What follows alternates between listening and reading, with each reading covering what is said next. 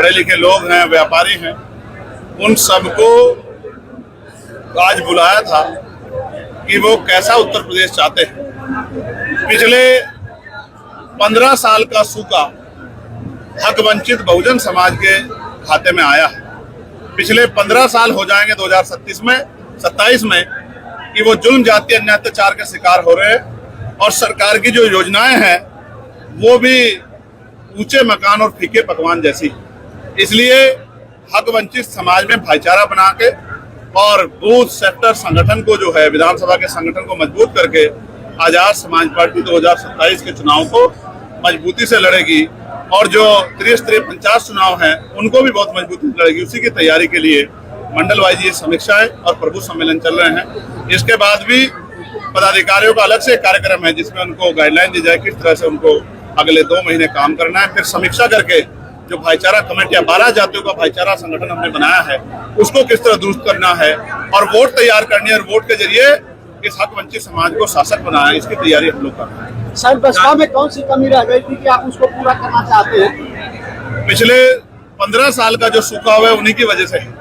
अगर वो सूखा ना होता तो शायद हम लोगों को जरूरत ना पड़ती। आप ये समझिए हमारे लोगों ने जितना भी प्रयास कर सकते थे किया, लेकिन वो सूखा खत्म नहीं हो रहा है। वो सूखा उत्तर प्रदेश में तो इस बार लोकसभा में भी दिख गया कि जनता किस तरफ है। जनता आजाद समाज पार्टी के रूप में इस वृक्ष को, इस पेड़ को वृक्ष बनाना चाहती है और इसकी छांव में अपने अधिकारों की रक्षा करना चाहती है। वो ये जानते हैं, लोग भी ये समझ रहे हैं कि 4.5 साल जब उन पर अन्याय होता है, जुल्म जाती होती है, सरकार की गलत नीतियों के खिलाफ अगर कोई लड़ता है तो आजाद समाज पार्टी लड़ती है। तो आजाद समाज पार्टी को ताकत देके उनको अपना और आने वाले अपनी नस्लों का भविष्य सुधारना है और मान सम्मान का जीवन प्राप्त करना है। आप अखबार उठा के देखो, रोज खबर आती है कि बहन बेटियों पे बलात्कार हो रहे हैं, रोज खबर आती है कि गरीबों की जमीन छीनी जा रही है, रोज खबर आती है कि लोगों को मार के लटकाया जा रहा है और वो परिवार ही सड़कों पे आंदोलन करते घूम रहे, कोई सुनने वाला नहीं। ये तब हो रहा है उस सरकार के संरक्षण में हो रहा है जो सरकार ये वादा करती है कि हमारी कानून व्यवस्था बहुत अच्छी है। कानून व्यवस्था बहुत बुरी है और जनता इस जंगल राज से मुक्ति चाहती है, वो मुक्ति का विकल्प चाहती है और आजाद समाज पार्टी का ऐसा दल है जो सभी को साथ लेकर चल रहा है। इसलिए मेरा विश्वास है कार्यकर्ताओं की मेहनत संघर्ष से आजाद समाज पार्टी ताकतवर होकर उत्तर प्रदेश की सत्ता में आएगी और 403 विधानसभाओं पे हमारा ये जो संघर्ष है वो तेजी से आगे बढ़ेगा। अगले 1.5 साल में हम अपने बूथ सेक्टर विधानसभा कमेटी को मजबूत करके विधानसभा की तैयारी को मजबूती से आगे बढ़ाएंगे। गठबंधन का कोई संबंध है कि नहीं? जनता से गठबंधन बहुत मजबूत है। जनता को वोट देनी है। पार्टियों का गठबंधन तो टूटता रहता है, पार्टियों के चक्कर में नहीं पड़ना है, जनता के हितों की रक्षा करनी है। क्या बसपा कभी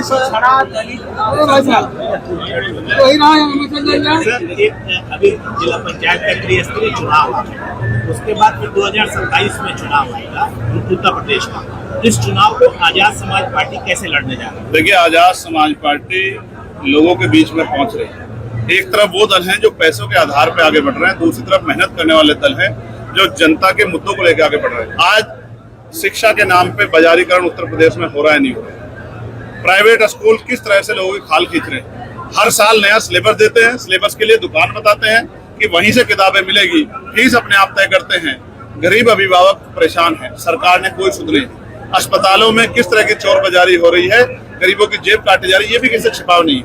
थानों से लेकर सरकारी दफ्तरों में रोज अधिकारी कर्मचारी पकड़े जा रहे हैं रिश्वत लेते हुए। जनता सड़कों पे आने को मजबूर है, सुसाइड कर रही है। किसान परेशान है, समय पे डीपी नहीं मिलता, समय पे जो है यूरिया नहीं मिलता और उसके दाम भी सरकार तय कर रही है और उसका जो संख्या है उसमें भी कटौती कर रही है। चारों तरफ से बुरा हाल है। महंगाई पे मुद्दा है, भ्रष्टाचार एक मुद्दा है, क्या गठबंधन भी एक मुद्दा रहेगा चुनाव में? जनता से गठबंधन हो जाए तो जनता बड़ी समझदार है। अखिलेश यादव के साथ आपकी फोटो वीडियो बहुत वायरल हो रही है, क्या लगता है कुछ संभावनाएं बन रही है? मैं ये समझता हूँ कि आपका भी ध्यान जनता के मुद्दों पर कम है। मुझे अच्छा लगता अगर आप सरकार की नाकामी से जुड़े सवाल पूछते, मैं उन पर आपको बताता कि सरकार क्या करना चाहिए। आप ये मुझे बताओ, अंतर्राष्ट्रीय स्तर पे बात करते हैं, क्या पहलगांव हमले के बाद, ऑपरेशन सिंदूर के बाद जब सीज फायर हो गई तो क्या लगातार हमारे सेना के जवानों की जान नहीं जा रही है, कि शहादत नहीं हो रही है? बिहार के 3 लालों को शहादत जो है, इम्तियाज साहब को, राम प्रसाद बाबू को, मनीष कुमार को जो है 14 तारीख को गोली लगी। तो ये कैसा सीज फायर? हम इतने कमजोर हो गए क्या?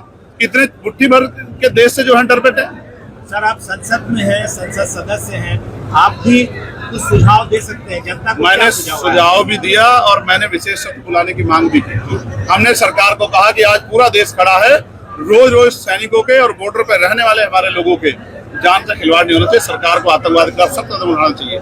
लेकिन हमारे समझौते तो अब अमेरिका में बैठे अमेरिका के नेता करा रहे हैं। हम इतने कमजोर तो नहीं थे, हम तो तब भी कमजोर नहीं थे जब 20 साल पहले थे। अब तो हम आगे चल रहे हैं। सर ऑपरेशन सिंदूर में एक सांसदों का डेलीगेशन जा रहा है जिसपे बहुत राजनीति हो रही है, क्या चंद्रशेखर रावण को भी उस डेलीगेशन में होना चाहिए? नहीं, मुझे इस तरह का कोई जो है अभी इन्फॉर्मेशन नहीं है कि मुझे उसमें रखा गया है। हालांकि मैं ये भी बात स्पष्ट कर दूं कि डॉक्टर बाबा साहब अम्बेडकर ने कहा था कि हम अंत्य भारतीय हैं, हम प्रथम और अंत्य भारतीय। तो भारत की अस्मिता, भारत का सम्मान हमारे लिए सर्वप्रथम है, उसके बाद सब कुछ है। इसलिए सरकार से तमाम विरोध के बाद, उनके विचारों का विरोध, उनकी पॉलिसियों के विरोध के बाद भी हमने सरकार को विश्वास दिलाया कि आज देश के गौरव का समय, देश की अस्मिता पर हमला हुआ है, तो हम सब लोग आपके, हम देश के साथ खड़े, देश की सेना के साथ खड़े। सर एक सेना को लेकर जो जाति और धर्म के मामले भारी हो गए, मैं इससे सहमत नहीं हूँ। सेना की कोई जाति नहीं होती, सेना का कोई धर्म नहीं होता। इस तरह से हम सेना का अपमान हमें जाने में नहीं करना चाहिए। सेना के जवान हैं और उन पे हमें गर्व है क्योंकि वो वहाँ लड़ रहे हैं। इसी वजह से हम यहाँ से उनसे बैठ के मीडिया से बात कर रहे हैं। शिक्षा, स्वास्थ्य, रोजगार पर न तो पक्ष बात करना चाहता है न विपक्ष बात करना चाहता है, इस पे क्या?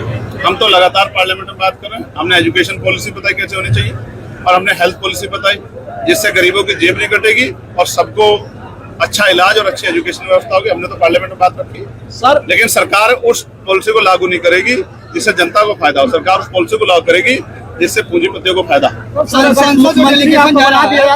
शशि थरूर के नाम के जो सबसे आगे है उसको लेकर कांग्रेस लगातार विरोध कर रही है।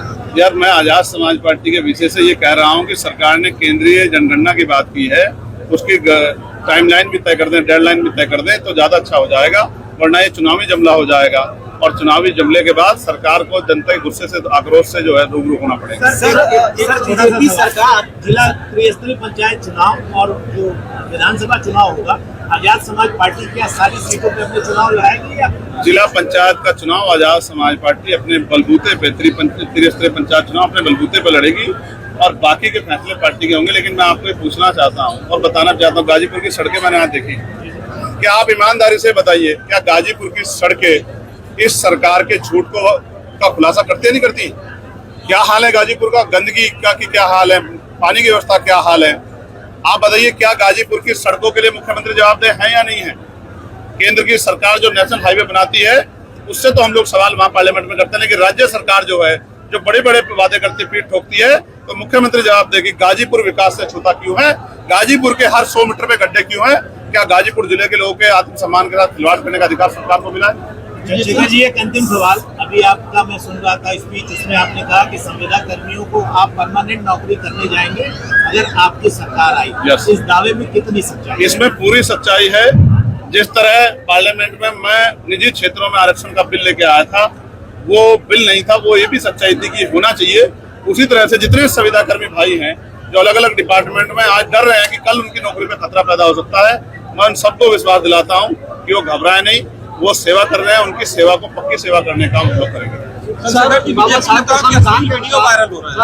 अब ये बीजेपी नेताओं से आप पूछना। सर संविधान के अनुसार बाबा साहब कह रहे थे कि शिक्षित बनो, शिक्षित बनो, संगठित हो, संघर्ष करो। तो संगठित कहाँ दो पार्टियां कहीं न कहीं लग रही है, बसपा और आपकी पार्टी। आप ही को लग रही है, पता नहीं क्यों, पता नहीं आप ही को क्यों लग रही है।